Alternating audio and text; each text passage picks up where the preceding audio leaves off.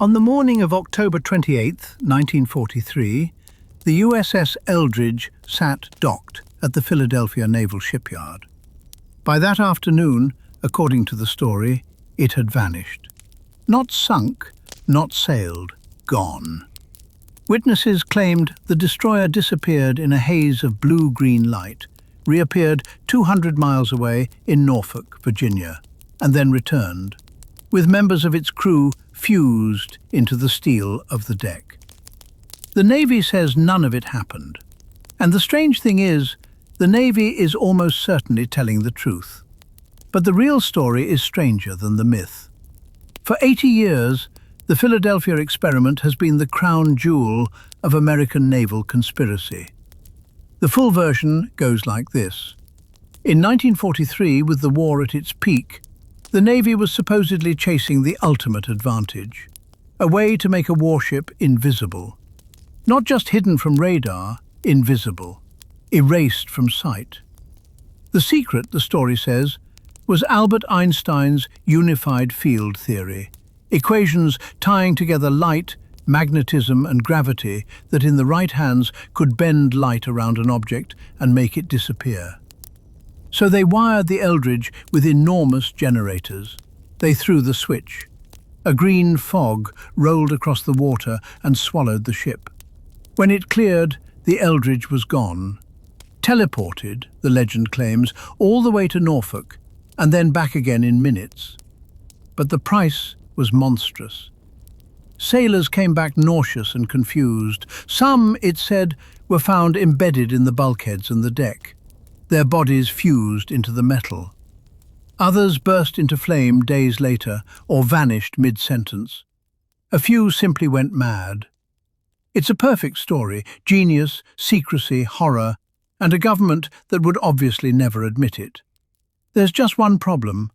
Almost none of it can be traced back to 1943, because the Philadelphia experiment doesn't start in a shipyard. It starts 12 years later, in a stack of letters. In 1955, a writer named Morris K. Jessup published a book called The Case for the UFO.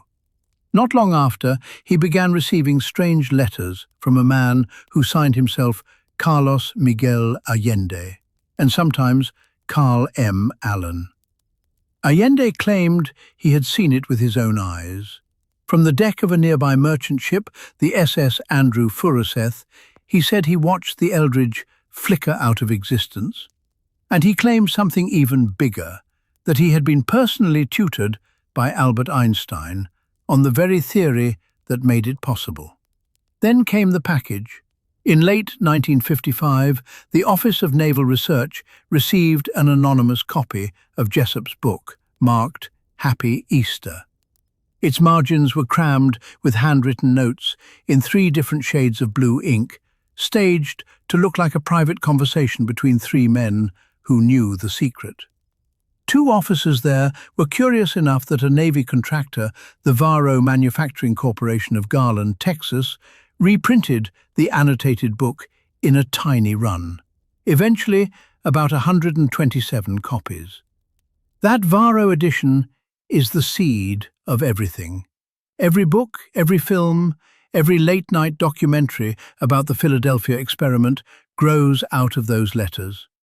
So who was Carlos Allende? In 1980, a researcher named Robert Gurman published an answer in Fate magazine, and it landed close to home. Gurman discovered that Carlos Allende was a man named Carl Meredith Allen, from New Kensington, Pennsylvania. Gurman had actually known the family. By Gurman's account, Allen was a restless drifter who, he wrote, struggled with mental illness, and who appears to have spun the entire experiment out of his own imagination, mailing it piece by piece to a UFO author who wanted to believe. That is the foundation the whole legend rests on, the uncorroborated letters of one troubled man, written more than a decade after the date he gave. And when you hold his story up against the record, it comes apart quickly. The Naval History and Heritage Command, the Navy's own archivists, pulled the Eldridge's deck log and war diary, the daily record of exactly where the ship was from its commissioning on August 27, 1943, through December. The conclusion is flat. That autumn, the USS Eldridge was never in Philadelphia. After commissioning, she operated around New York and Long Island Sound, then sailed for Bermuda to run sea trials, and spent the rest of the year escorting convoys. There is no missing afternoon because the ship's own logbook accounts for the days. Then there's the agency supposedly running it all. The Office of Naval Research has said plainly that it never investigated making ships invisible, not in 1943, not ever. And it couldn't have, in 1943, for one simple reason. The Office of Naval Research didn't exist until 1946. The physics is no kinder. Einstein never finished a unified field theory. And there is no known science by which a magnetic field bends light around a destroyer, let alone teleports 4,000 tons of steel to Virginia and back. But here's why this myth refuses to die. It isn't built out of nothing.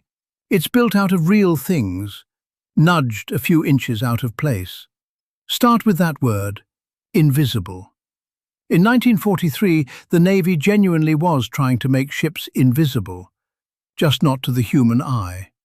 German mines and torpedoes detonated when they sensed the magnetic field of a steel hull passing overhead.